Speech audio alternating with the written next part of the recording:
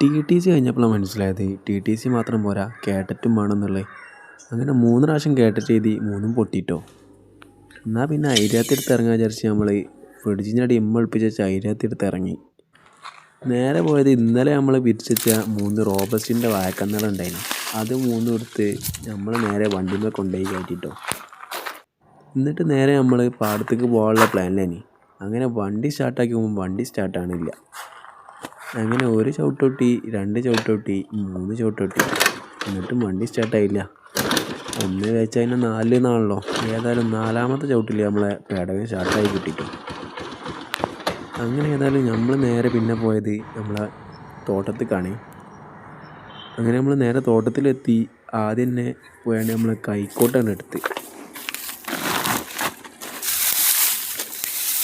കൈക്കോട്ട് നമ്മൾ സാധാരണ തോട്ടത്തിൽ തന്നെ ഒളിപ്പിച്ച് വെക്കാറാട്ടോ പതിവ്. കാരണം എന്താ വെച്ചാൽ അതും കൊണ്ട് എന്നും ഇങ്ങനെ നടക്കാൻ കഴിയൂല. അതുകൊണ്ട് അവിടെ തന്നെ വെക്കും. ഒളിപ്പിച്ച ചില്ല ആരെടുത്തുണ്ടോയും ചെയ്യുവേ. അങ്ങനെ വന്ന പണിയെടുത്ത് തീർത്താൽ ആദ്യം തന്നെ നമ്മൾ വന്ന് 3 റോബസ്റ്റ് വന്ന് 4 മൂലയിലായിട്ട് കുഴിച്ചിട്ടോ. ഏതായാലും ഇതാണ് നമ്മളെ ബാക്കിയുള്ള കൃഷികളൊക്കെ. വന്ന സ്ഥിതിക്ക് ഏതായാലും നമ്മൾ കുറച്ച് നനച്ചിട്ട് പോകാമെന്നുള്ള ആൾക്ക് ഒരു ബക്കറ്റ് എടുത്ത് കുറച്ച് വെള്ളം മുക്കി. പുഴയിൽ നിറച്ചും കുപ്പിയാണ്. എല്ലാവരും പുഴയ്ക്ക് കുപ്പി ഇടുന്നതുകൊണ്ടാണ്. ഏതായാലും ഇതാണ് നമ്മളെ കുമ്പളങ്ങൻ്റെ തൈകൾ കേട്ടോ. വെയിലുണ്ട് ആകെ ഉണങ്ങിയാണ്. 10-30 കുഴിച്ചിട്ടിട്ട് ആകെ ഉണ്ടായത് 5-6.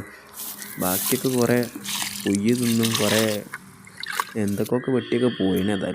ഏതായാലും ഉണ്ടാട്ടെന്ന് വിചാരിച്ച് നമ്മൾ നനച്ചു കൊടുത്താണ്. കഴിഞ്ഞ പ്രാവശ്യം കുഴിച്ചിട്ട ചിരങ്ങയും കുമ്പളങ്ങിയൊക്കെ നമ്മൾ കായായി നിൽക്കുന്നുണ്ട് കേട്ടോ.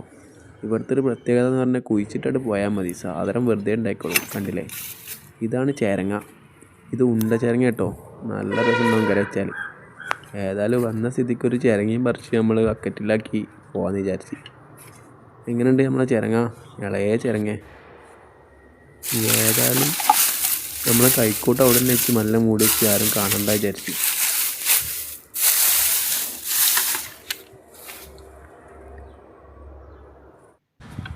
അങ്ങനെ ഇന്നത്തെ ഫ്രസ്ട്രേഷനൊക്കെ തീർത്ത് നമ്മളെ ബക്കറ്റും അതിനകത്തായിട്ട് നമ്മൾ വരെയൊക്കെ തന്നെ മടങ്ങിട്ടോ.